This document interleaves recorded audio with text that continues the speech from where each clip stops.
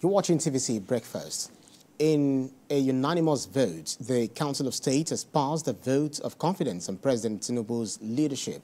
The council, which had former presidents and heads of state, including General Yakubu Gowon, Muhammadu Buhari, Goodluck Jonathan, and General Abdulsalami Abubakar in attendance, also commended the president for how he handled the nationwide protest. According to the Minister of Solid Minerals, Dele Alake, the council was satisfied with the presentations made by ministers on the progress of the economy. With insecurity, poverty, among others, being a priority, these politicians advise Nigerians to be patient and believe in President Tinubu's leadership. Let's talk this through by speaking in the studio with the public affairs analyst, Biodun Shomi. Thank you so much for joining us on TVC Breakfast. Good morning. Good morning. Thank you for having me. Right. If you look at President Tinubu's administration, navigating his early days, because some are saying that, come on, listen, why are you guys, in a rush? It's just, policies that are, newly implemented, and we need to give it time for it to materialize. But the vote of confidence from the National Council of State in Nigeria and the Nigerian Governors Forum to the federal government and to other critics, they believe that it comes as a boost. But how significant do you consider it vis-a-vis the present administration's plan to implement its agenda? Yes. In the first instance, we must acknowledge one thing, that the president himself acknowledged the fact that people have reasons to protest, and because life is a bit more challenging, not necessarily due to the policies being implemented, because they are the inevitable consequences of what had happened. There's a reason how we got to where we are now.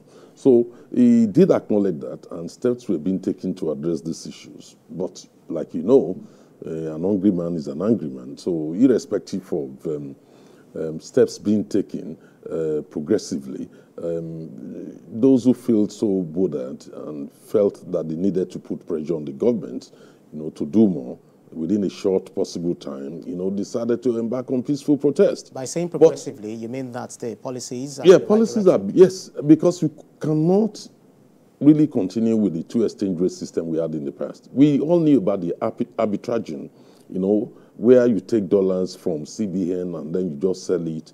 You take it at 450 and you sell it at 750 for doing nothing, adding no value to the economy, and that was going on. We've had so many cases of that, and the CBN probe has actually revealed all that. So, of course, there's no way we could have continued with that. Of course, it was also clear to us that there was no money, because you do a budget for 1 year. The budget that was done for subsidy was for 6 months. So it was clear that we had problems, and you need a very decisive, focused leadership, to deal with the issue. And the good thing is all the leading political parties' presidential candidates agreed that they would do the same thing. Now the issue is trying to take, advantage of the situation, of the political situation, and the consequences of, the economic steps taken. There is no gain without pain.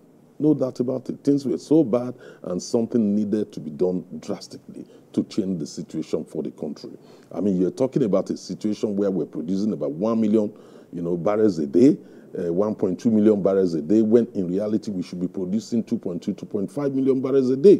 What we were producing at the time by May 29 last year was not even enough to meet the domestic refinery needs today, which is about 1.2 million compared to what we need, to harness foreign exchange. So it was quite clear to many people, including the Council of State's members, that we got to where we are. We all knew how we got to where we are. Yeah.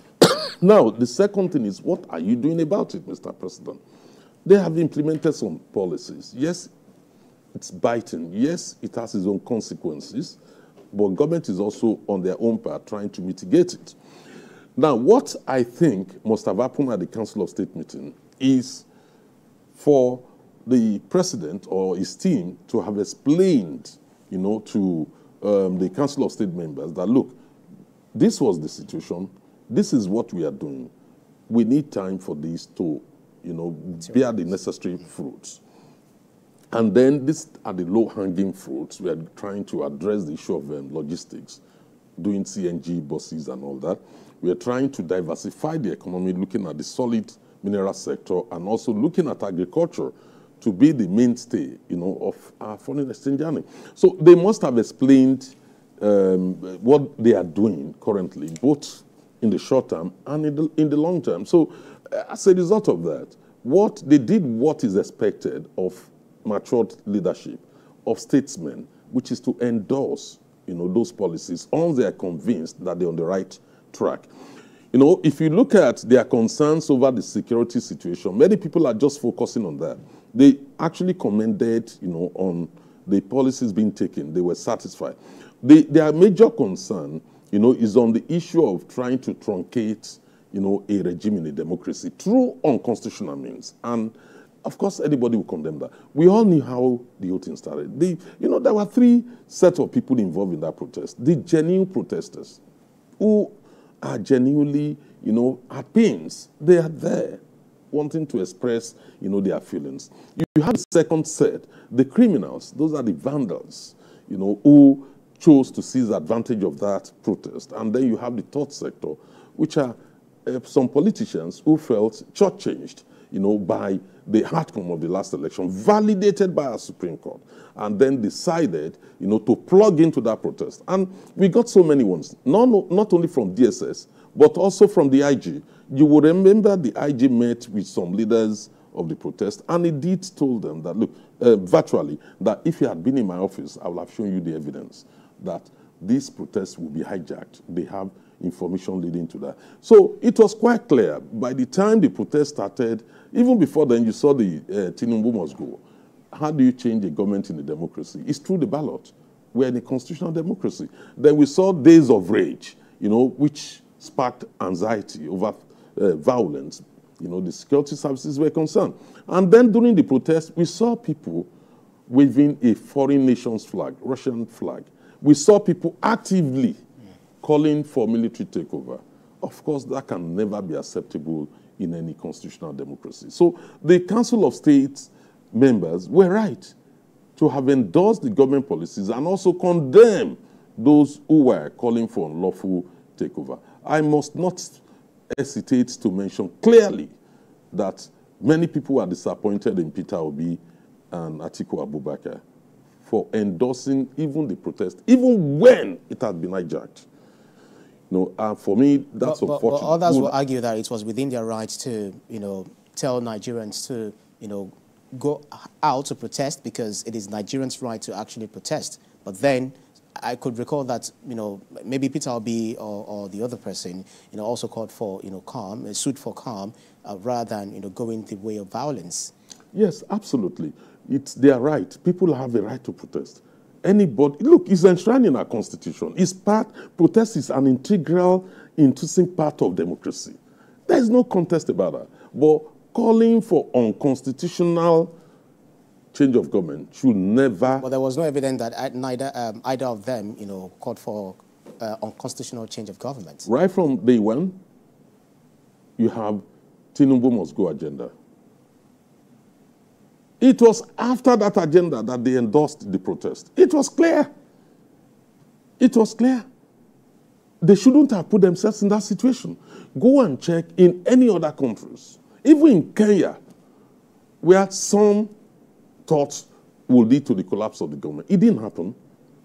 The president did not leave because there are ways to change leadership in a constitutional democracy. Government can change functionaries, but to collapse the government, you will end up in anarchy. If you look at what happened in Kenya, even the opposition leadership regretted it. Go and look at the examples of the protests in UK.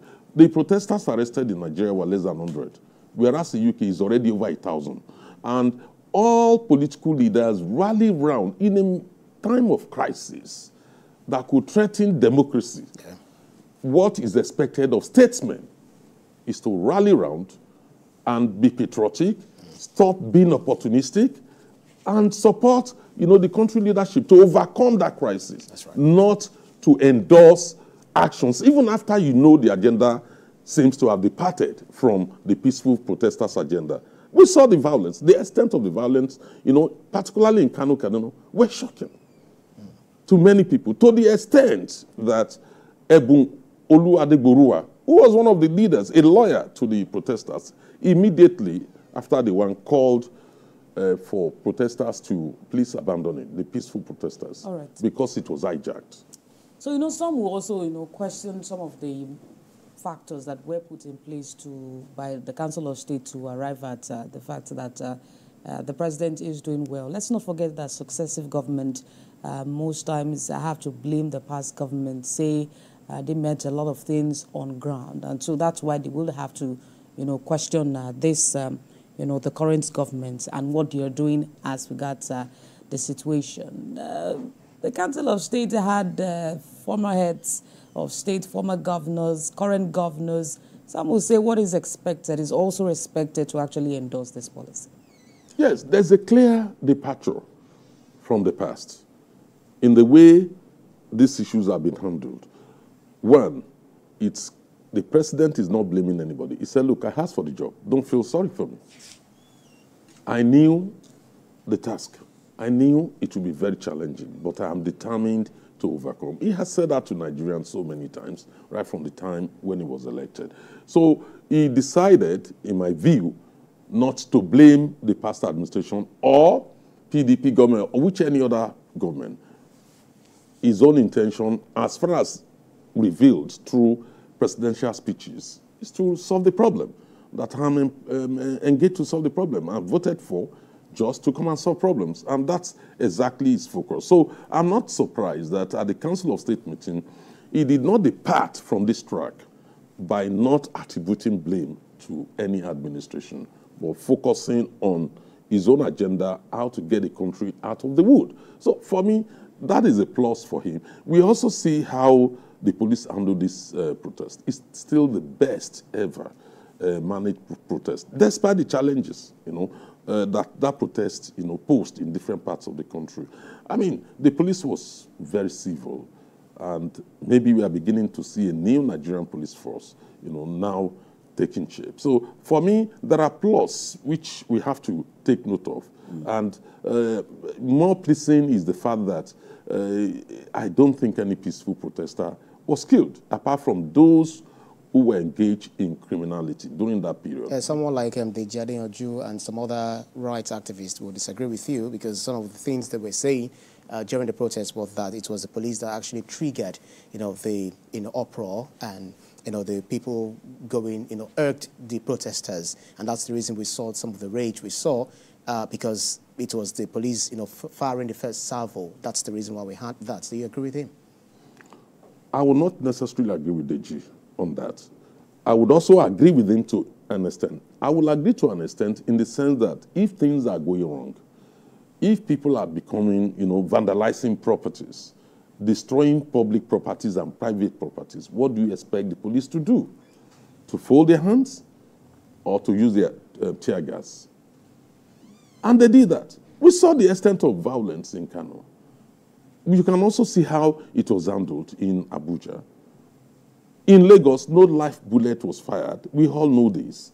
But if it should become rowdy, the police will be under duty to protect lives and property. So therefore, they will use means for controlling crowd, for controlling protest, which is the tear gas.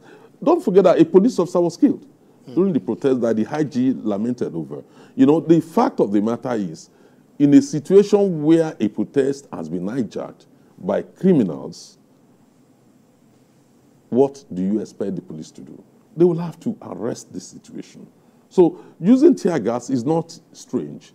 There are also, yes, I agree, other forms of controlling crowd, like using water cannons and all that. But we saw what happened in UK too.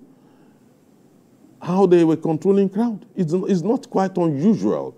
But the good news is that those who were arrested, those who are found, according to the Dele Alake himself, to be peaceful protesters, were released.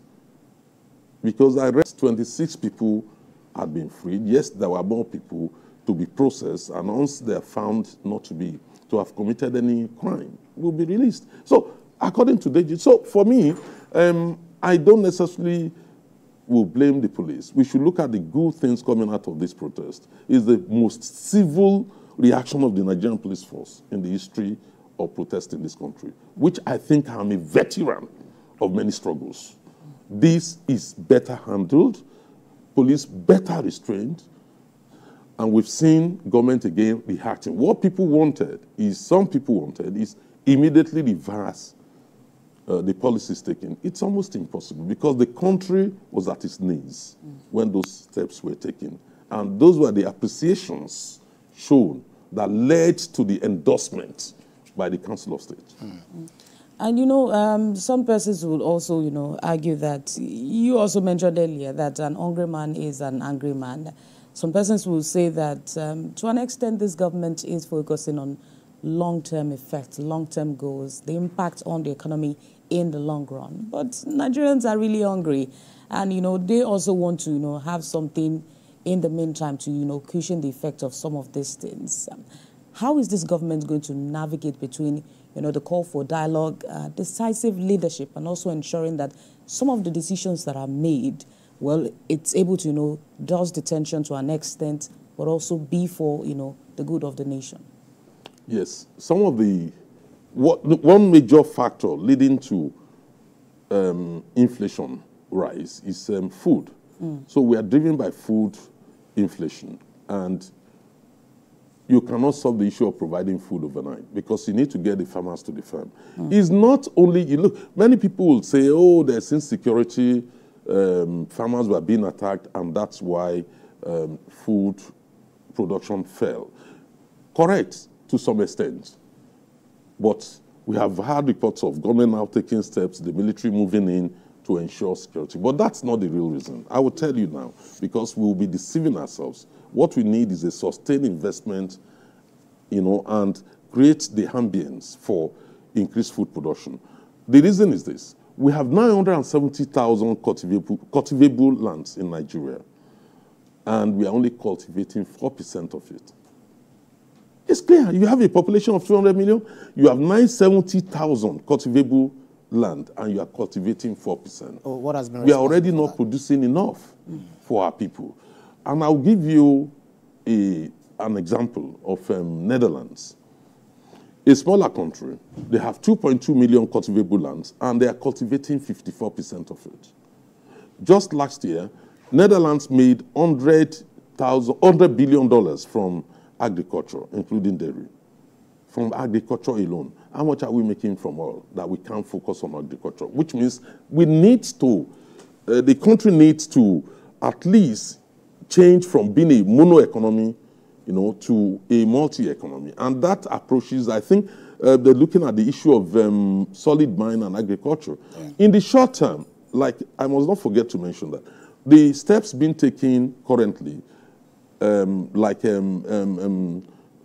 waiving the import duties on food to allow people to bring in food, you know, cheaper foods into the country, so that to reduce the inflation and to reduce the pains being experienced by the people, may not necessarily be agreed by many farmers who will tell you that it will destroy their own. If you bring in cheaper goods, how will they be able to sustain, make profit, when in reality the goods produced within the country will be cheaper?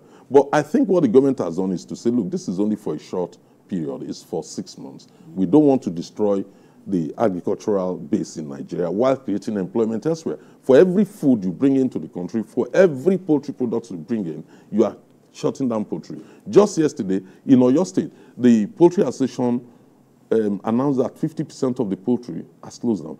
Generally, across the whole country, the Poultry Association of Nigeria announced that about 40% of the poultry businesses have closed down. A lot of it due to high cost, you know, of maize and soya bean, which are the ingredients that form 60% of what goes into food production, poultry feeds production. So therefore, we need to take a long-term view also. It's not just about the short-term, medium-term and long-term, which is how do you ensure that we cultivate more land? And we've seen some governors, particularly in the Southwest, coming together to say, look, we've got to cultivate this, you know, fertile land. We can't just leave them, you know, wallowing fallow. So a lot of incentives and steps are being taken, even by the state governments on their own part. Yeah. The problem in the country affects everybody.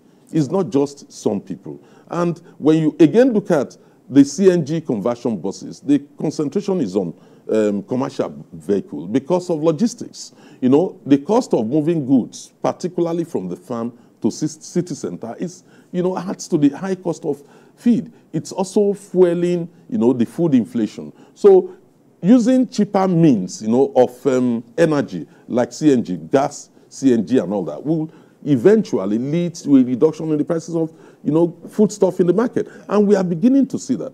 Pepper is dropping, right. Tomato prices are dropping. So in the short term, some steps are being taken, while in the long term, efforts are being made to ensure that we are able to turn around the corner. We do not just depend on crude oil. Right. We have to focus on agriculture, solid mineral mining, the IT sector, and so on and so forth. If I have my way today, I will not have youth corporates going to subsidize employment in the private sector. Because the private sector, if you know you get 5 staff from NYSC, why would you employ 5 new staff? They won't. And that's part of the problem. I would rather get the youth corporates, go and spend 1 year, you know, in a farm to serve your country. After all, it's service to your nation.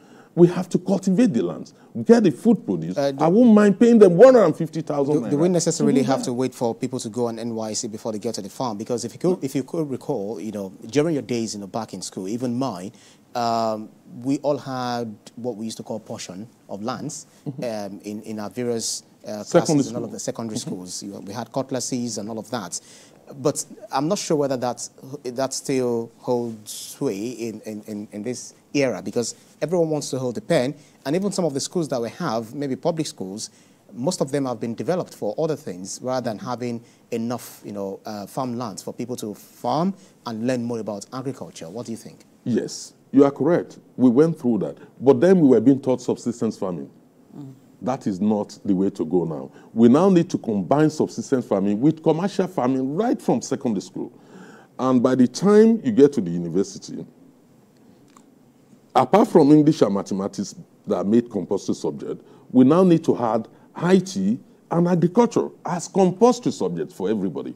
Because we're gone are the days when we think you leave the university, a job is waiting for you, your employer is waiting, government guarantees jobs and all that. It's not going to happen. We need to ensure that people are skilled enough to be able, you know, to earn a living, to be able to do their own investment, you know, create the right environment for it. Yeah. Nobody, we have lost heart currently, because I don't think we can, the thinking of the current generation of young men is to japa, that is, leave the country for greener pasture. They can't see a way out. But we can begin from secondary school now to change the curriculum, change the orientation. It's not just about subsistence farming, also commercial farming. Yeah. Get to the university, produce new set of youths that won't embrace farming. Nobody wants to go to the farm any longer. People migrate. Go and look at the rate of rural migration to urban centers is so high. That's the reason why a city like Lagos is struggling, you know, to cope with the influx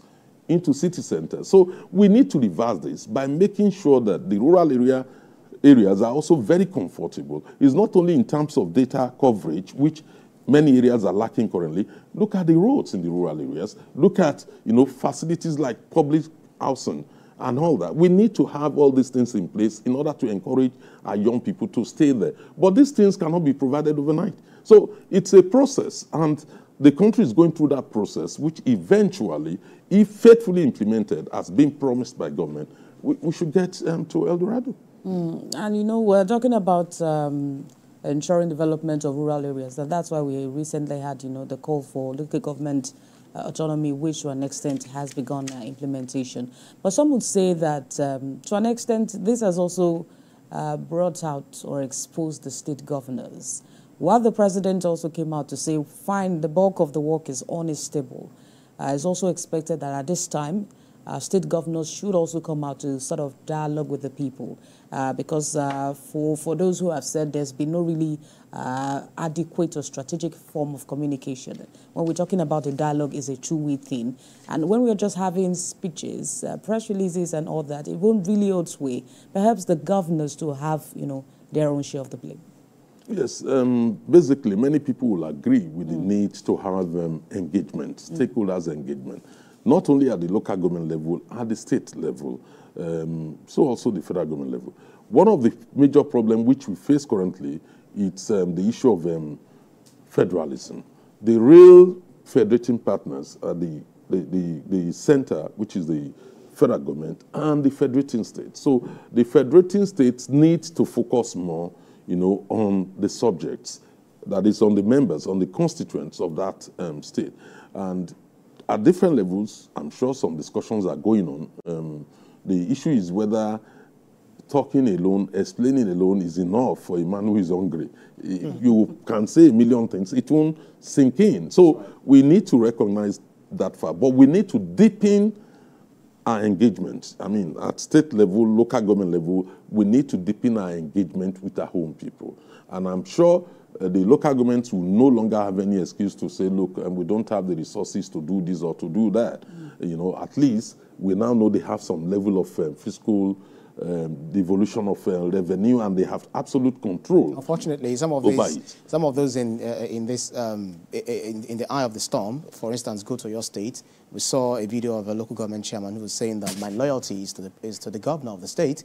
It's not about the people. It's about what the governor of the state actually wants, and that's one of the reasons why we've been talking about INEC taking over the conduct of local government elections, where we have people directly voting whoever they want for them to represent their interest in position.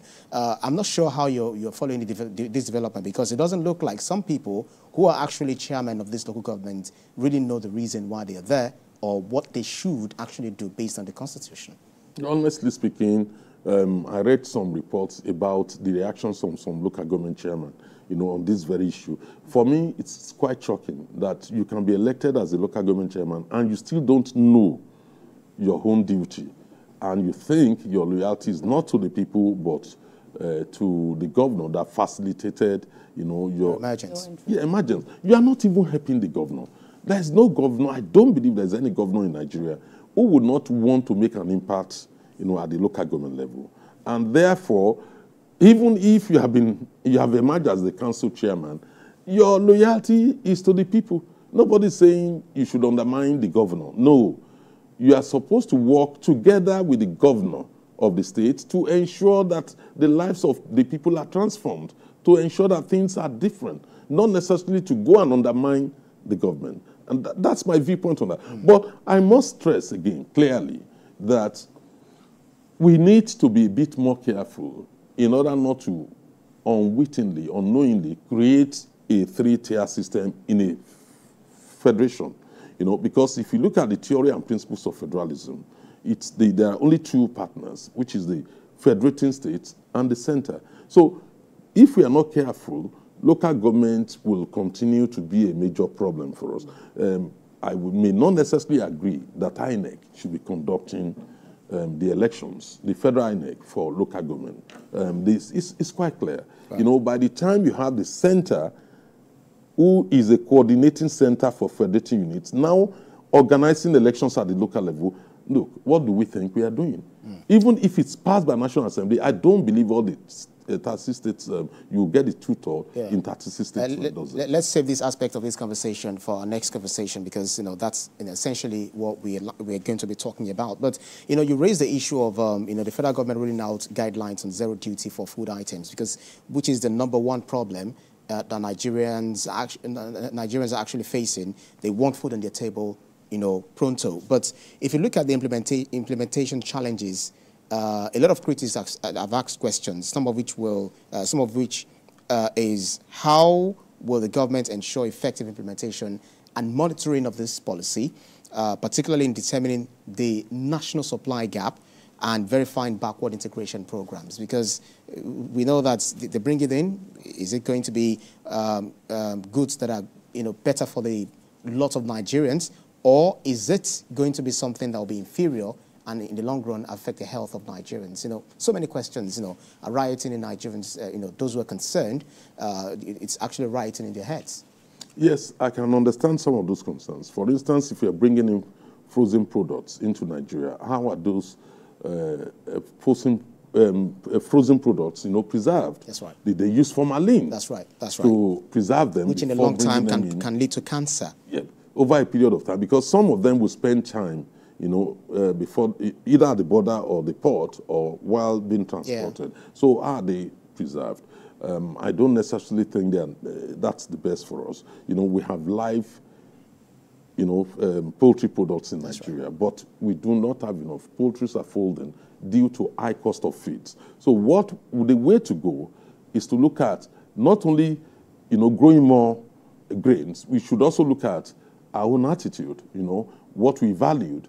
For instance, you know, more than half of the grains being produced in the country are roasted or boiled and eaten by the people. We do not see the connection between the corn you are roasting and eating and the high cost of feeds for poultry, that it will end up creating a problem, you know, for the poultry industry. And therefore, the protein content which you also need for a healthy living, you might not necessarily have it. So some of these issues have to be looked into. Nobody can ban anybody from eating or roasting corn or boiling it. No.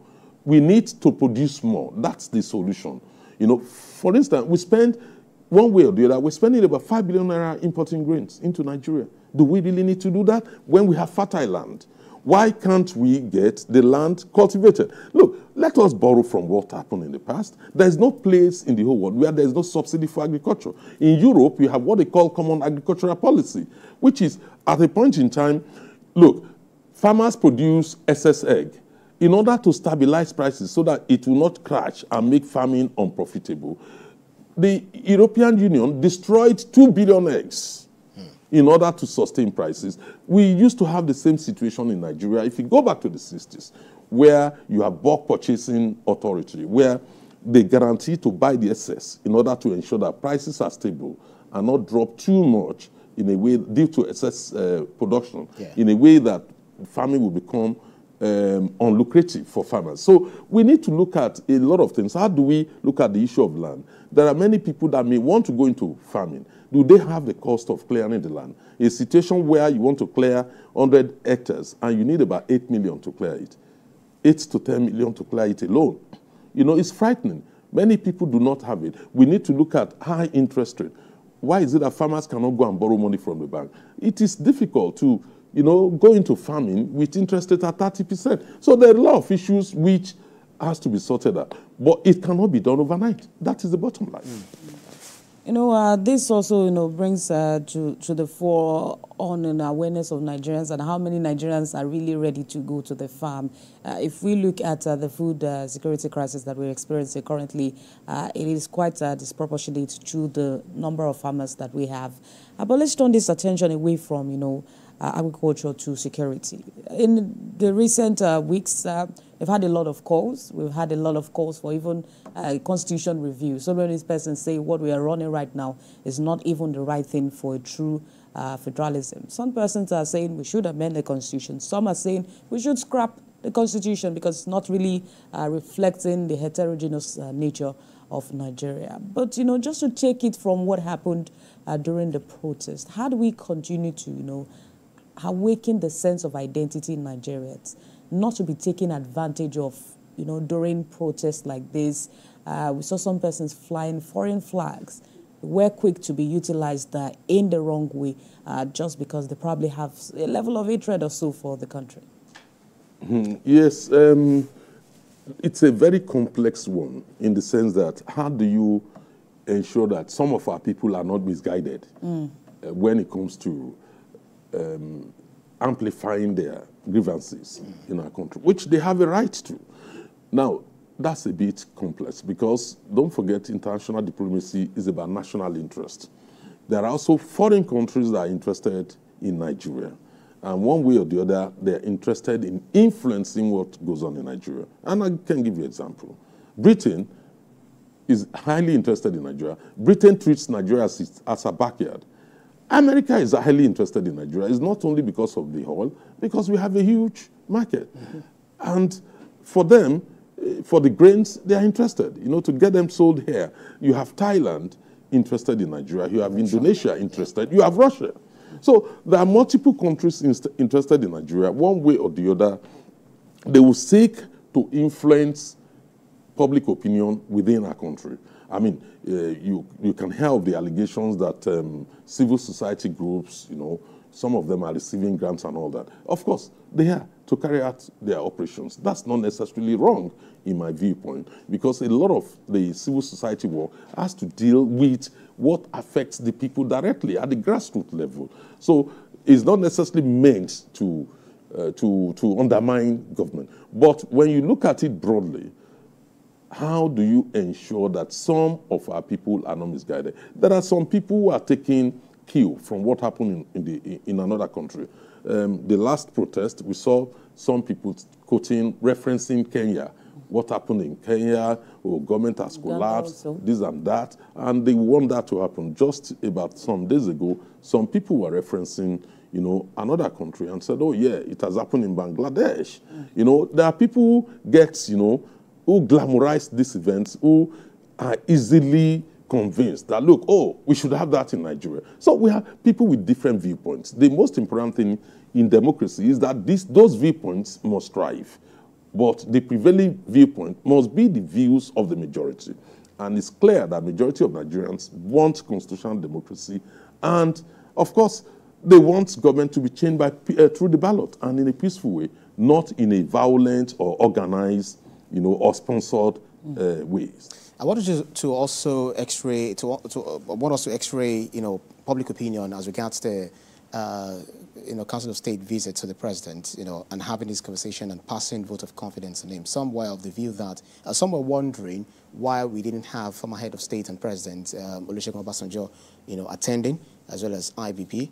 Even though they were not in person, they were not there in person, they could have actually joined virtually, which they didn't appear. And others were also saying that Jonathan shouldn't have, honored that invitation because of what happened during his administration, the protests, when he was going to remove the fuel subsidy and all of that. Varied sentiments and that. Plus the fact that the Naira crisis during the Buhari regime, the MFLA, debacle of, redesigning of the Naira. That will be the second one, which I'd like you to, respond to. But the first one is, the sentiments around why IBB wasn't there, and particularly OBJ, who we see, making statements and, going from one place to the other. The reason why he was absent. What do you make of it? Yeah, when last did we see IBB in any public event or attending any meeting? He's in his Minas residence. When last? Go back in the last 10 years. So except they go to his house. Except to go to his house. Pay homage. It's quite clear. Except to go to his house to pay homage. And you meet him sitting on his chair in his house. So IBB not being involved one way or the other, for me, it doesn't mean anything. I mean, you can only, understand if IBB is functional, moving around, doing one thing or the other, and is not attending the National Council of State meeting. That's where we can begin to read minutes into that. And two, when you look at Obasanjo is a AU envoy. Obasanjo would fly into the country in the morning and is out in the night. They might be inside the plane flying when they were having National Council of State meeting. So if Obasanjo is not there, I don't see any issue with that. I'll be more concerned if I don't see people who are still, very agile people like Buhari, Jonathan, attending those meetings, or many of the governors are boycotting it. I will really be very, very concerned about that. But when you look at the two people that are not there, it's quite explicable. And therefore, I don't read any minutes into that, politically speaking. It's not a form of rejection or they didn't endorse the agenda. No, I'm sure one way or the other they will catch up with the minutes of that meeting.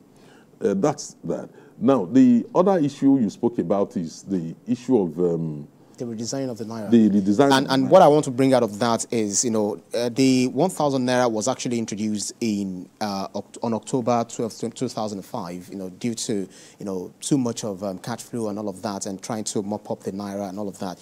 But if you look at developed economies, they still spend coins. And the highest, for instance, you can see in the market in the UK is, £20. Seeing £50 can actually, look like an aberration.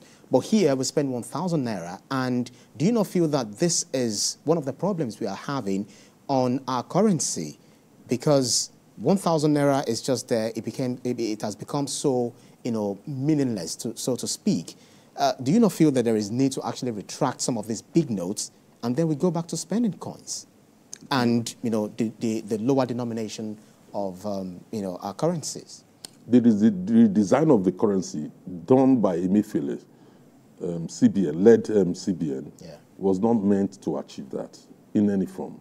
Even though about 3 trillion naira was withdrawn from the economy through, under the guise that they want to change the currency. At that time, Emefiele told IMF that only 45% of Nigerians have bank accounts. So how did the rest 55% manage to get the money in? It means they pay through one way or the other, through some people, to get the money in the bank. As soon as the money got to the bank, Emefiele did not print the same 3 trillion naira that came in. He simply printed 480 billion naira. And that created a huge problem. You see Nigerians, people were crying, some people died and all that. People suffered needlessly just to achieve a political agenda. Because at that point in time, he had already indicated his intention to contest for the APC presidential ticket, and he didn't get it. He went to court. He didn't get it, and eventually he came out with a policy that would throw away the baby and the bathwater. And that's my own reading of that, my own personal interpretation. Now, when you come to the issue of redesigning Naira, and your major concern that why is it that we are spending 1,000 Naira and not, smaller denomination? Yeah. It's quite clear. We can go the Ghana way. You redesign the currency. It does not change the value or the purchasing power of that money. You redesign it and remove some zeros. Yeah. What it will simply do is it will reduce the cost of printing those notes. That is all what you will achieve. It will not change the dynamics. It will not change prices in the market. Instead of paying 1,000 naira, you now have maybe 100 naira, or if you remove 2 zeros, you have 10 naira as the highest denomination. The number of notes you need as 10 naira to buy a bag of gari will still be the same number of notes, but in smaller denomination. That's exactly what happened in Ghana. It didn't change or transform Ghanaians' economy. If you go to Ghana... So our problem is not the denomination? No, it's not the denomination. The major thing is that you can denominate your currency in a way to reduce the cost of printing them. But the world is moving away from that, now turning into, what do they call it? Virtual transactions. Payment transactions. System, yeah. So I think we're gradually going to embrace the new technology, which is what people are doing now. Either you pay with your POS or you transfer money. You don't really need to hold notes. And we don't know the position where the e-Naira that was introduced by the previous administration, we don't know the position. We've not heard anything about that. But if you check your bank app, you definitely see e-Naira and the like, but you don't know how to use it. Yes. Anyway, it's an ongoing conversation. Public Affairs Analyst Biodun Shomi, thank you so much for your keenness of insight on this very crucial matter that we discussed this morning. Thank you so much.